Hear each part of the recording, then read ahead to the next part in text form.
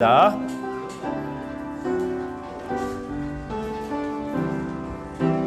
하나님께서 당신을 통해 메마른 땅에 샘물 나게 하시기를 가난한 영혼 목마른 영혼 당신을 통해 주 사랑 알기 원하네. 한 번 더 하겠습니다.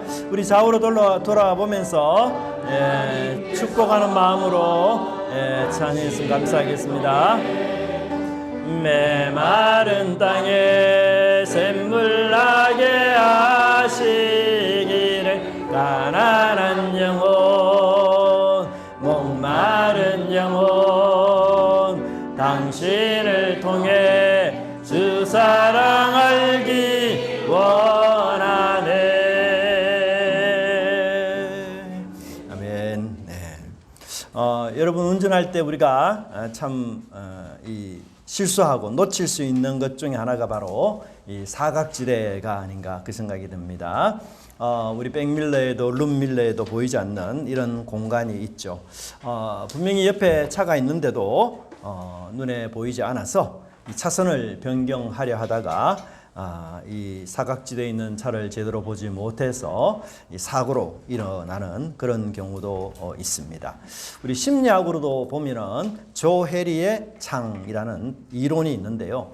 이 이론은 무엇을 뜻하는가 하면 나는 전혀 모르고 있는데 다른 사람들은 다 아는 나의 모습이 있다. 그렇게 이야기하는데 이것이 바로 심리적 사각지대다. 그렇게 이야기할 수 있습니다.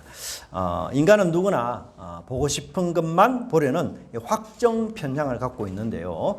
그 이유 중에 하나는 바로 내가 진실과 마주하기를 두려워하기 때문이다 라고 말할 수 있습니다. 여러분 과거의 미국 기독교 역사에도 이런 끔찍한 사각지대가 있었는데 그것은 바로 노예제도였습니다. 당시 미국의 남부 흑인 노예들은 사람이 아니라 재산이었고 짐승 취급을 받았습니다. 그런데 놀라운 것은 그 노예의 주인들이 날마다 교회에 나가서 눈물로 예배를 드리던 선량한 그리스도인들이었다라는 사실입니다. 그들은 매일 경건하게 성경을 읽었고 그러면서도 이 노예를 사고 파는 만행을 그치지 않았습니다. 사각지대에 빠져 있었던 것이죠. 심지어는 크리스마스가 되면 이 노예들에게 닭다리 하나를 더 얹어주면서 그리고는 거울을 보면서 자신을 이렇게 생각했다고 합니다. 나는 참 너그럽고 훌륭한 그리스도인이야. 참 기가 막히지 않습니까? 여러분 어떻게 이럴 수가 있을까요? 바로 그들의 눈에 거대한 영적 사각지대에 빠졌기 때문입니다. 내 고집, 내 욕심, 내 편애라는 이 안경을 쓰게 되면 하나님의 공정한 뜻 보이지 않게 되는 이런 일이 있습니다. 오늘 본문에 나오는 이삭의 가정이 바로 이런 영적 사각지대에 빠진 이런 가정이었습니다. 여러분 이삭의 가문은 어떤 가문입니까? 아브라함의 뒤를 이어서 하나님의 엄청난 축복을 받은 언약의 가문 아닙니까? 그런데 오늘 본문을 보면 이 집안의 식구들은 모두가 눈먼 사람들입니다. 아버지 이삭도 어머니 리브가도 형 에서도 그리고 동생 야곱까지 모두가 영적 사각지대에 빠진 이런 가정이었습니다. 각자의 욕망에 눈이 멀어 있었습니다. 하나님의 뜻을 그래서 보지 못했고 또 하나님의 뜻을 아는 리브가조차도 인간적인 계략과 꾀를 사용하는 이런 권모술수를 행하는 가정이었습니다. 그러니 서로를 속일 수밖에 없고 또 그 결과 서로에게 상처를 줄 수밖에 없는 그런 비극적인 가정이 된 것을 우리는 본문을 통해 볼 수가 있습니다. 오늘 우리는 이런 사각지대, 나의 영적 사각지대는 무엇인가를 제대로 깨닫고 여러분과 제 인생이 주님이 복을 주시는 언약의 복된 인생으로 살아가는 그런 소망을 가지기를 간절히 바랍니다. 첫 번째 우리가 에스의 사각지대와 어두운 미래를 한번 살펴보도록 하겠습니다. 하나님께서는 마침내 이삭의 기도에 응답하시고 그리고는 상둥이를 허락해 주셨습니다. 창세기 25장 25절과 26절에 보면 이들의 신체적 특징을 잘 묘사하고 있습니다. 첫째 에서는 온몸이 붉고 털이 많았다. 여러분, 아이가 태어났는데 털이 많은 아이다. 참 털복숭이라고 해도 과언이 아닐 정도로 그렇게 털이 많았던 것 같아요. 그래서 본문 11절에도 보면은 야곱이 그 어머니 리브가에게 이르되 내 형 에서는 털이 많은 사람이다 라고 이렇게 말하면서 정말 에서는 털 많은 털복숭이였습니다. 또 에서라는 이 말에는 붉다라는 뜻도 함께 있습니다. 그래서 후에 이 에서가 세운 나라 이름이 어떤 나라죠? 에돔이라는 나라입니다. 그래서 에서는 에돔이라는 나라의 조상이 되는 이런 모습을 보게 됩니다. 여러분, 우리가 이런 에서의 외형적인 모습을 보면서 야, 이것은 좀 부정적이구나, 이것은 좀 긍정적이구나, 이렇게 해석할 필요 전혀 없습니다. 외모는 단지 외모일 뿐입니다. 우리 인생이 하나님의 인생이, 하늘의 인생이 될 것이냐 아니면 이 땅의 인생이 될 것이냐라는 것은 이 믿음으로 결정이 되는 것이지 외모로 결정되는 것이 아닙니다. 자, 둘째는 형의 발 뒤꿈치를 잡고 나왔기 때문에 그 이름을 야곱이라 이렇게 불렀습니다. 이 발 뒤꿈치를 잡는다, 발꿈치를 잡는다, 이 말은 무슨 뜻입니까? 좋은 뜻이에요, 나쁜 뜻이에요? 굉장히 부정적인 뜻입니다. 그죠? 남의 뒤통수를 치다 혹은 쏘기다, 이런 이름의 뜻을 갖고 있어요. 근데 저는 좀 이 본문을 보며 이런 생각이 들었어요. 아니, 자식을 20년 만에 낳은 그 둘째 아들 이름을 엄마가 이렇게 부정적으로 짓는단 말인가? 제가 좀 의구심을 좀 가졌어요. 그리고는 이렇게 좀 찾아보니까 이 야곱이라는 이름의 또 다른 뜻은 보호하다, 돌보다, 이런 뜻도 있다고 합니다. 그래서 하나님께서 이 야곱을 보호하시고 돌보시기를 원합니다. 이런 마음으로 아마 어머니 리브가가 이름을 지었던 것 같습니다. 그리고 그 당시 문화에서는 이 야곱이라는 이름이 굉장히 보편적이고 일상적인 이름이었다, 그렇게 설명하고 있습니다. 여러분, 과거에 우리나라에서 아주 흔한 남자 이름으로는 철수라고 이 부르는 것과 아주 유사한 그런 형태라고 말할 수 있습니다. 여러분, 이 두 아들이 자라게 되었어요. 그런데 태어날 때 모습이 너무 다른 것처럼 삶의 방식도 두 아들이 완전히 달랐습니다. 정말 에서는 밖으로 나도는 사냥꾼이었고 야곱은 조용하게 소극적으로 장막에 주로 머물렀던 사람이었습니다. 성경에도 보니까 이 에서가 들판의 사람이다, 오늘날로 따지면 픽업 트럭을 탁 몰면서 거친 생활을 좋아하고 그 다음에 자연을 좋아하고 모험 또는 도전, 이런 것을 좋아하는 스타일이었습니다. 주말만 되면 캠핑카를 쫙 몰고 들판, 계곡, 자연으로 나가서 그곳에서 일상을 보내고 이런 즐기는 이런 스타일의 사람이었던 것 같아요. 그런데 반면에 야곱은 굉장히 가정적인 사람이었습니다. 온실 안에만 이렇게 머무는 이런 사람이었는데요. 정말 우리가 이 삶의 스타일이 문제가 아니죠. 뭐 어떤 사람은 적극적인 사람도 있고 또 어떤 사람은 소심한 사람도 있고 또 어떤 사람은 아주 활발한 이런 사람이 있는가 하면 또 조용히 이 야곱처럼 이런 사람도 있어요. 이런 것이 문제되는 게 아닙니다. 바로 핵심은 이들이 가진 믿음, 이들이 가진 신앙, 그것 아니겠습니까? 그런데 어느 날 이들이 가진 믿음이 시험을 받는 날이 마침내 오고 말았는데요. 우리가 지난주에 읽었던 이 성경 구절의 말씀을 여러분 한번 자세히 살펴보면서 말씀을 좀 나누면 좋겠습니다. 이 에서가 사냥에 실패하고 굶주려 돌아왔어요. 굉장히 배가 고프고 허기가 진 것 같아요. 그런데 이 에서의 코끝에 야곱이 쓰고 있는 붉은 죽 냄새가 스칩니다. 그래서 30절을 보니 에서가 야곱에게 이렇게 소리칩니다. 내가 피곤하니 그 붉은 것을 내게 먹게 하라. 여기 여러분 우리 성경에는 붉은 것이라고 이렇게 되어 있지만 이것을 직역하면 붉고 붉은 그것, 붉은 것이라는 말을 두 번이나 표현하고 있어요. 그러니까 굉장히 허기지고 상당히 다급하다라는 것을 우리가 볼 수가 있습니다. 여러분, 근데 실제로 이 음식의 이름이 따로 있을까요, 없을까요? 따로 있어요. 34절을 보시면 야곱은 이 음식 이름을 뭐라고 표현하고 있습니까? 팥죽이라고 표현하고 있어요. 그래서 아마도 학자들은 이 콩으로 만든 셔튜 같은 이런 요리가 아니었는가 이렇게 보고 있어요. 그런데 여러분, 에서가 얼마나 다급하고 얼마나 굶주렸는지 그 음식 이름 보통은 팥죽을 좀 주세요 이렇게 말할 수 있잖아요. 근데 팥죽이라는 말을 쓰지 않고 붉은 그것을 좀 주세요 이렇게 말할 정도로 에서가 굉장히 다급하고 그리고 굶주렸다. 음식의 이름을 제대로 말하지도 못하고 엄마 상에 있는 그것 좀 주세요 이런 정도로 굉장히 빠르게 그렇게 에서가 요구했다는 것을 보게 됩니다. 그런데 이 야곱은 참 뱀같이 굉장히 그 틈을 잘 보는 이런 사람이었어요. 야곱은 이 찰나의 순간을 놓치지 않습니다. 그리고는 31절에 형의 장자의 명분을 오늘 내게 발라라고 그렇게 요구하고 있습니다. 여러분, 이 야곱의 말씀에 굉장히 중요한 강조점이 뭔가 하면요, 오늘 내게라는 이 두 단어입니다.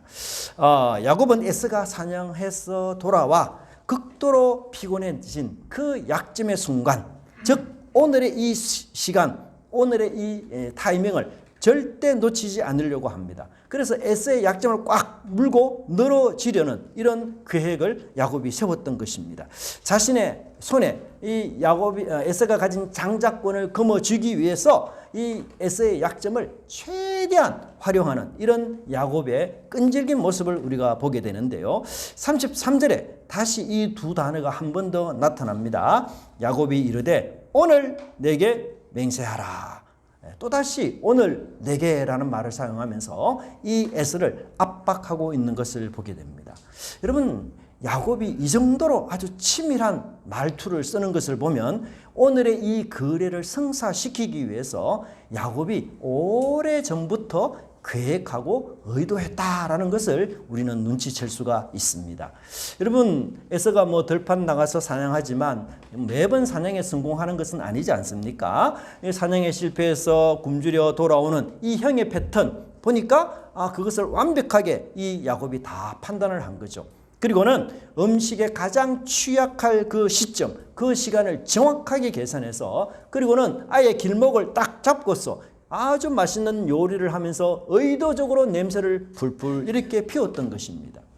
그래서 이 야곱의 소채에서 끓여내던 그 붉고 맛깔나는 요리는 형의 허기를 채워주기 위한 대접이나 환대가 아니라 에서의 가장 소중한 장자권을 영원히 빼앗기 위한 치밀하게 쳐놓은 영적 올무요 덫이었다라는 것을 우리가 알 수가 있습니다.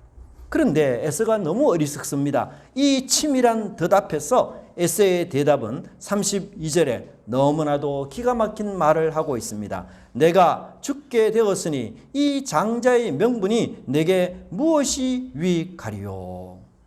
여러분, 한 끼 굶는다고 죽겠습니까? 예? 이 죽게 되었다라는 말은 심히 과장이 많이 섞인 표현이에요. 근데 에서의 눈앞에 이 배고픔이라는 욕망의 눈에 완전히 사각지대에 빠져들어서 영원한 가치인 장자의 명분을 완전히 놓치고 말았다는 것을 보게 됩니다. 에서는 허기에 사로잡혔고 그래서 영적 사각지대에 빠져서 하나님의 귀한 복을 전혀 보지 못했던 것입니다. 그리고는 결국 맹세하고 장자의 명분은 에서는 팥죽 한 그릇에 팔아 넘기는 어리석은 모습을 이야기하고 있습니다. 34절의 내용이 우리에게 또한 교훈을 주고 있는데요. 이 에서가 팥죽을 어떻게 먹었는가에 대해서 무려 4가지 동사로 사용하여 이 에서의 행동을 묘사하고 있습니다. 34절 우리 다 같이 한번 읽어볼까요? 시작. 야곱이 즈음에 에서가 먹고 마시고 일어나 갔으니 에서가 장자의 명분을 가볍게 여김이었더라. 여러분, 에서의 동작이 4가지 연속적으로 나옵니다. 먹고 마시고 일어나 가버렸다.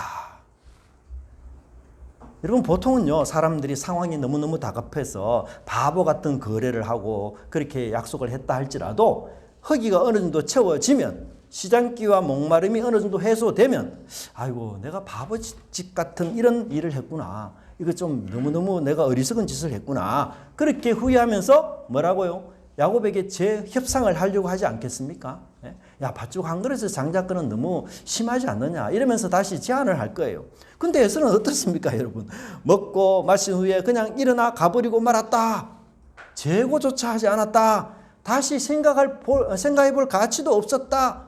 자신의 한 이 행동에 대해서 단 한 분의 후회나 어떤 양심의 가책도 전혀 느끼지 않았다. 왜요?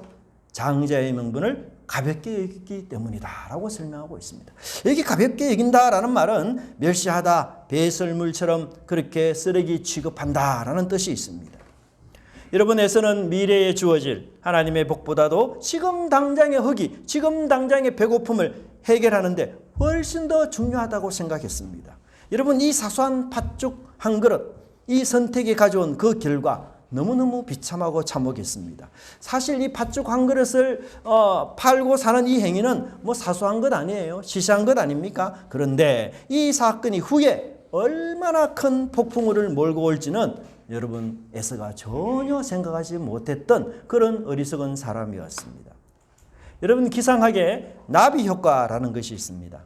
브라질에 있는 나비의 작은 날개짓이 텍사스에 거대한 토네이도, 회오리 바람을 일으킨다는 이런 뜻이 있습니다. 초기에 아주 미세한 차이가 시간이 점점 지나면서 상상할 수 없는 거대한 변화를 만들어낸다. 이것은 여러분 과학적 사실입니다.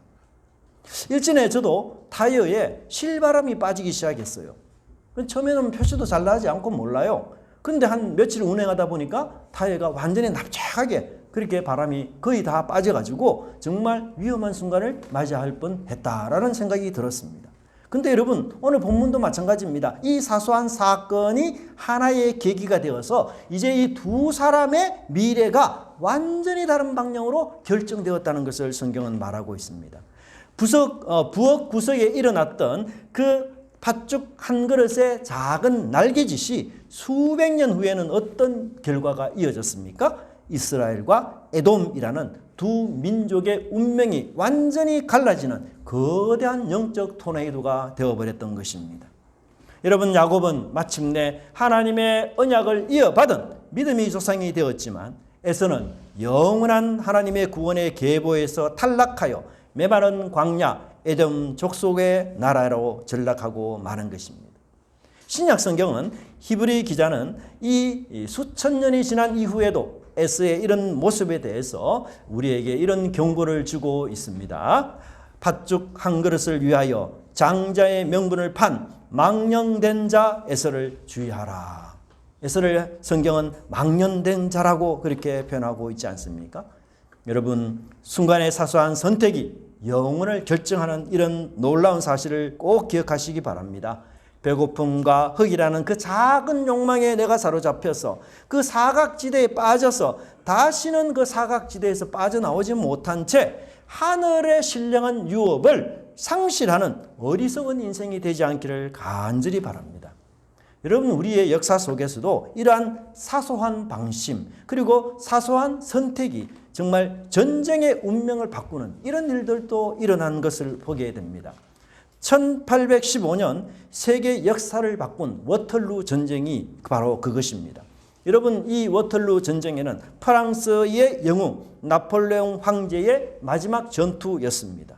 그런데 이 나폴레옹에게는 심한 치질의 통증을 앓고 있었어요. 그래서 그 전투 전날 밤에 이 심한 통증의 그 치질 때문에 진통제로 먹던 마약 성분이 담긴 이 오피움이라는 이 약을 과다 복용을 했습니다.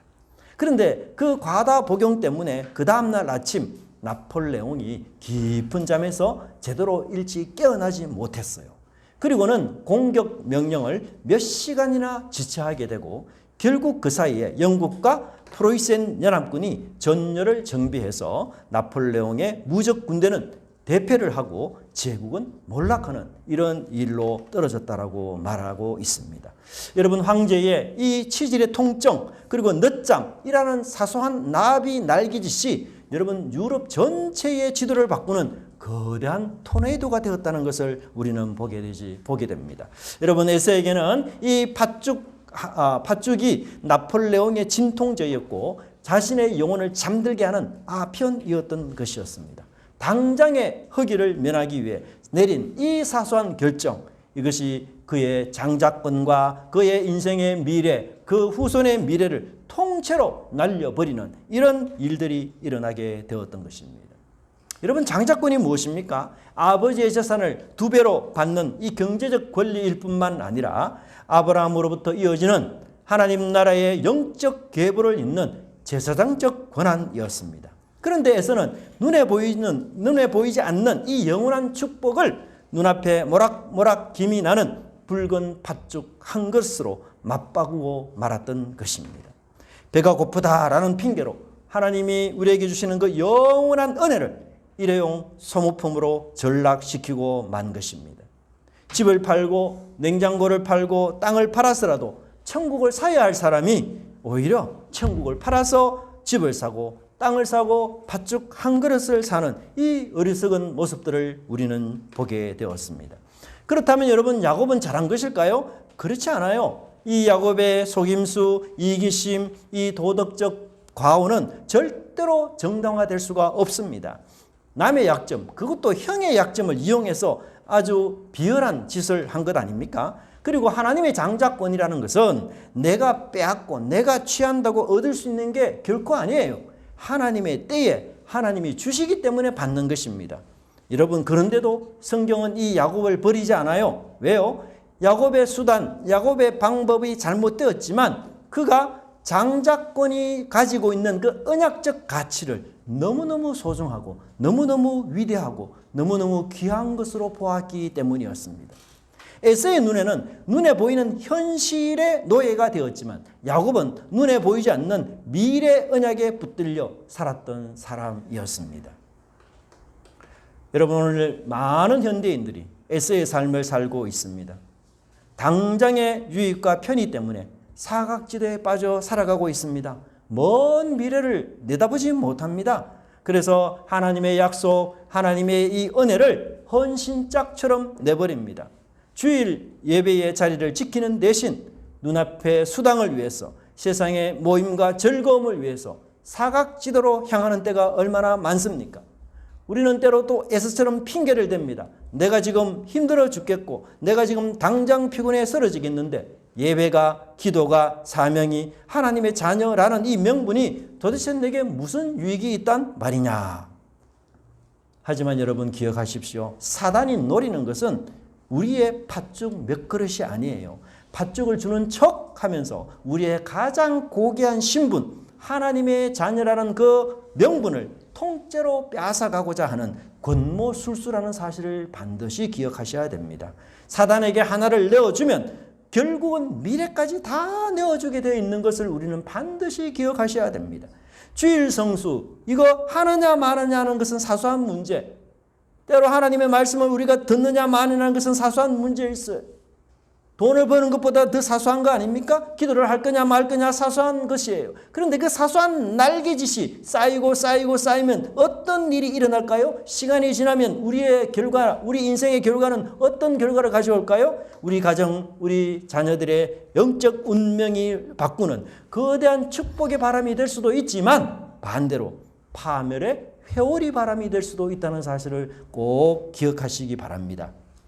여러분 스스로에게 질문해 보십시오. 여러분의 영혼을 팔아넘기게 만드는 그 붉은 팥죽은 도대체 무엇입니까? 지금 당장 내 배를 불려줄 것 같고 내 피곤을 해결해 줄 것 같은 붉은 그것을 삼키는 순간 우리는 세상에서 가장 값진 하나님 나라의 상속권을 잃어버리게 된다는 사실을 꼭 기억하시기 바랍니다. 여러분, 순간의 만족을 위해 영원한 가치를 팔아넘기는 어리석은 에서가 되지 마시기를 바랍니다. 도덕적으로 연약해도 괜찮습니다. 야곱처럼 험이 많아도 됩니다. 그러나 내 영혼의 생명줄 대신 그 하나님의 언약, 예배의 자리, 은혜의 자리는 목숨을 걸고 사수하시기를 바랍니다. 십자가의 보혈로 우리에게 값없이 주신 그 장자권, 그 하늘 시민권, 이것을 이 세상에 썩어질 것과 바꾸는 어리석은 자들이 되지 않기를 간절히 바랍니다. 두 번째는 욕망의 눈이 먼 아버지 이삭을 보게 됩니다. 오늘 읽었던 본문 1절과 2절을 보시면 야곱이 먼저 육체적으로 시력이 많이 약해졌다라고 이야기하고 있습니다. 그리고 2절에는 내가 언제 죽을지를 잘 모르겠다라고 말하면서 이 에서에게 마지막 유언을 내가 하고 싶다. 그리고 마지막 유언으로 장자권의 복을 내가 너에게 물려주고 싶다라고 그렇게 이삭이 말하고 있습니다. 여러분, 여기서 우리가 두 가지를 질문해야 돼요. 첫째는 대체로 족장들은 언제 하나님의 축복을 유언으로 주면서 기도했을까? 여러분, 거의 대부분의 족장들은요, 죽음에 임박해서 하나님의 축복을 유언하면서 기도해 주었습니다. 아브라함이 그랬고, 야곱이 그랬고, 모세와 여호수아, 다윗이 모두 다 그랬습니다. 이 믿음의 사람의 공통점이 뭐냐? 자신의 임종 날을 다 알고 있었어요. 그래서 죽기 바로 직전에 자녀들을 모두 불러 모아서 하나님의 축복을 유업으로 물려주며 기도했던 족장들이었어요. 하지만 여러분, 이삭의 경우는 너무 이상합니다. 지금 내가 언제 죽을지 모르겠다. 그러면서 에서에게 하나님의 복을 물려주려고 합니다. 여러분, 이삭이 에서에게 하나님의 복을 물려준 뒤에 바로 죽었습니까? 아니에요. 한참을 더 살았습니다. 족장 중에서는 제일 오래 살았어요. 몇 살입니까? 무려 180세에 돌아가셨어요. 그러면 이때가 지금 나이가 약 한 137세거든요. 그러면 지금 43년을 더 살아야 됩니다, 이삭이. 그런데도 아이고 내가 언제 죽을지 모르니까 미리 당겨서 너에게 하나님의 복으로 유업을 물려주겠다. 그렇게 이야기하고 있어요. 그 말은 무슨 뜻입니까? 1절에서 이삭의 시력이 나쁘다라는 이 말은 육체적인 노환뿐만 아니라 동시에 영적인 시각도 나빠졌다. 영적인 사각지대에 이삭이 빠졌다라고 그렇게 이야기해야 맞는 것입니다. 큰 자가 작은 자를 섬긴다. 이 하나님의 약속, 이삭은 잊어버렸어요. 그리고는 별미를 해주는 에서에게 마음이 혹해서 장자권의 축복을 주려 하는 이런 어처구니 없는 일을 하고 있습니다. 영적 시력이 너무 나빠졌기에 여러분, 자기 부인이 또 둘째 아들이 자기를 속이는 것도 알지 못한 채 그건 넘어가고 있지 않습니까? 예. 여러분, 또 중요한 이 장자의 하나님의 축복을 유언할 때의 중요한 특징, 규칙이 또 하나 있는데 그것은 바로 공개적이라는 사실이에요. 여러분, 족장들의 축복 전통은 축복 대상이 되는 모든 자녀들을 다 한꺼번에 불러 모아서 그 상태에서 하나님의 축복을 그들에게 공개적으로 줍니다. 그런데 지금 이삭은 장자권을 갖고서 에서와 은밀히 거래하려고 하고 있습니다. 아니, 야곱과 에서를 다 불러야 되는데 그게 아니에요. 에서만 지금 은밀히 불러다가 하나님의 축복을 유언으로 주려고 하고 있어요. 그래서 4절에서 이삭은 이렇게 말합니다.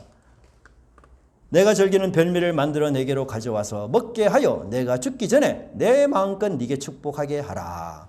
이 4절에 나오는 즐기는 별미라는 말은요, 사랑하는 음식이다. 열정적으로 사랑하고 탐닉하는 음식이다.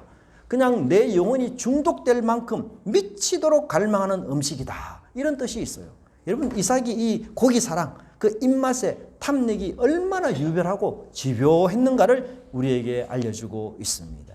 네가 만일 내가 중독된 그 고기를 내 입에 넣어주면 그 대가로 내가 너에게 족장의 축복, 하나님의 축복을 유언으로 너에게 넘겨주겠다. 이것은 거래입니다. 얼마나 조건적입니까? 얼마나 치사한 신앙의 타협입니까? 이삭이 누굽니까, 여러분? 영적 제사장 아닙니까? 하나님의 거룩한 언약을 흘러보내야 될 통로입니다. 그렇다면 내가 베푸는 이 축복이 누구의 지시를 따라야 합니까? 하나님의 지시를 따라야 하는 것 아니겠어요? 하나님은 이미 그들이 태중에 있을 때에 큰 자가 어린 자를 섬긴다라고 말씀하셨어요. 하나님은 야곱을 선택했다라고 이미 말씀하셨습니다. 그런데 이삭은 지금 하나님의 뜻은 안중에도 없습니다. 오직 자기 입의 뜻, 입맛의 뜻, 혀끝의 안목, 그것만을 지금 이삭이 추구하고 따라가고 있습니다. 여러분, 고대 근동의 이 족장들이 임종 전에 하는 이 축복은요, 그냥 뭐 덕담이나 뭐 위로 이런 말이 아니에요. 그것은 법적 효력을 가진 최종적인 유언입니다. 절대로 바꿀 수가 없는 예언적 선포입니다. 그러니 이 유언이 얼마나 그 영적 권세가 무겁겠습니까? 그런데도 불구하고 이삭은 지금 별미라는 욕망의 사각지대에 갇혀서 고기 한 조각과 그것을 바꾸려고 하고 있습니다. 여러분, 저는 이 설교를 준비하면서 이런 생각이 들었어요. 이삭과 에서가 정말 많이 닮은 꼴이다. 그렇죠? 아들 에서는 당장 배고파 죽겠다 하면서 팥죽 한 그릇에 장자권을 팔아넘깁니다. 아버지 이삭은 당장 고기가 먹고 싶다며 고기 한 조각에 하나님의 언약을 싼 값으로 팔아넘기고 거래하려고 합니다. 여러분, 겉으로는 거룩한 족장에 옷을 입고 있지만 그 내면은 육신의 정욕과 식탐에 눈이 멀어버린 부끄러운 영적 맹인의 실체가 바로 이삭이었던 것입니다.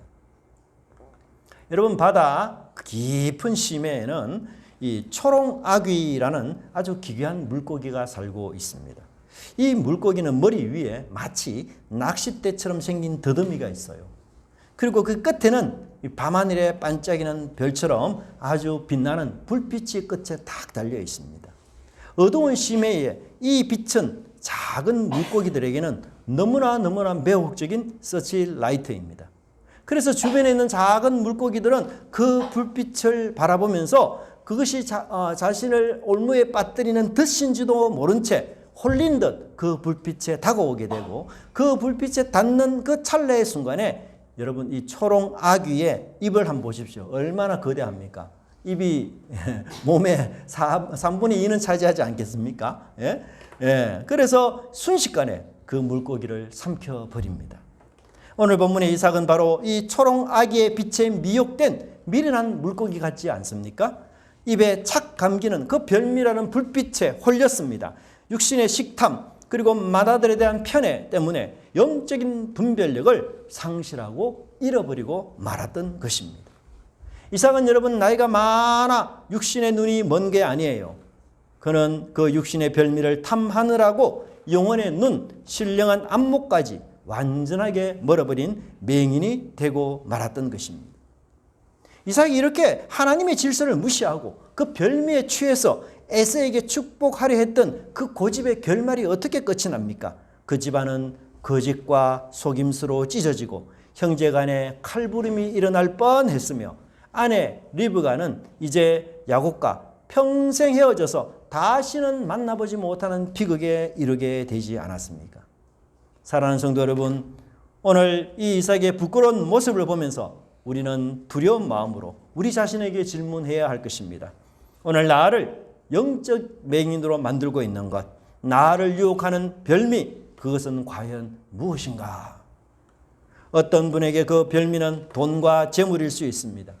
통장에 숫자가 찍히는 그 달콤한 재미, 돈 버는 이 별미에 푹 빠져서 주일 예배 드리는 시간도 아깝고 골방에서 무릎 꿇어 기도하는 시간들은 사치처럼 느껴지기도 합니다. 내가 지금 당장 사업도 키워야 하고 이번 달 내도 결제해야 하니 하나님 조금만 더 기다려주세요. 그러면서 돈의 별미에 영적 눈이 완전히 멀어버린 사람들이 세상에 얼마나 많이 있습니까? 우리 부모들은 자녀들에게 성적, 명문대라는 스펙, 이것이 가장 달콤한 별미 아닙니까? 좋은 대학만 들어갈 수 있다면 신앙생활은 취업한 뒤에도 늦지 않다. 그러면서 이 아이들의 영혼을 학원으로 보내고 세상의 경쟁터로 내몰게 되지 않습니까? 하나님의 살아계신 그 말씀보다는 세상의 성공이라는 사냥한 고기, 그것이 훨씬 더 신선하고 먹음직스러워 보이기 때문인 것입니다. 그러나 실제는 무엇입니까? 그 자녀의 영혼을 초롱아귀의 입속으로 밀어넣는 것이나 다름이 없다라고 성경은 말하고 있지 않습니까?